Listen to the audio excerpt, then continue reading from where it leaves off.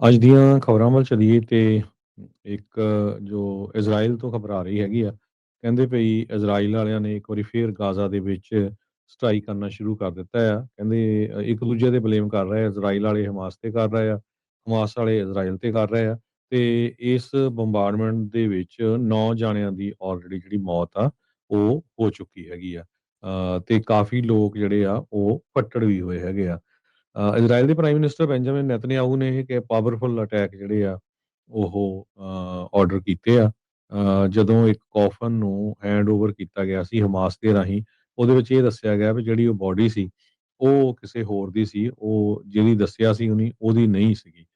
ਤੇ ਹਮਾਸ ਨੇ ਇਹ ਕਿਹਾ ਵੀ ਅਸੀਂ ਹੁਣ ਪੋਸਟਪੋਨ ਕਰਨ ਜਾ ਰਹੇ ਹਾਂ ਜਿਹੜੇ ਡੈਡ ਹੋਸਟੇਜ ਸੀਗੇ ਉਹਨਾਂ ਦੀਆਂ ਬਾਡੀਜ਼ ਨੂੰ ਦੇਣ ਤੋਂ।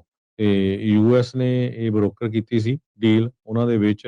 ਤੇ ਪਰ ਈਵਨ ਵਾਈਸ ਪ੍ਰੈਜ਼ੀਡੈਂਟ ਜੇਡੀ ਵੈਂਸ ਉਹਨਾਂ ਨੇ ਐਕਨੋਲਜ ਕੀਤਾ ਸੀ ਵੀ ਐਗਰੀਮੈਂਟ ਬੜਾ ਡੈਲੀਗੇਟ ਹੈਗਾ ਆ।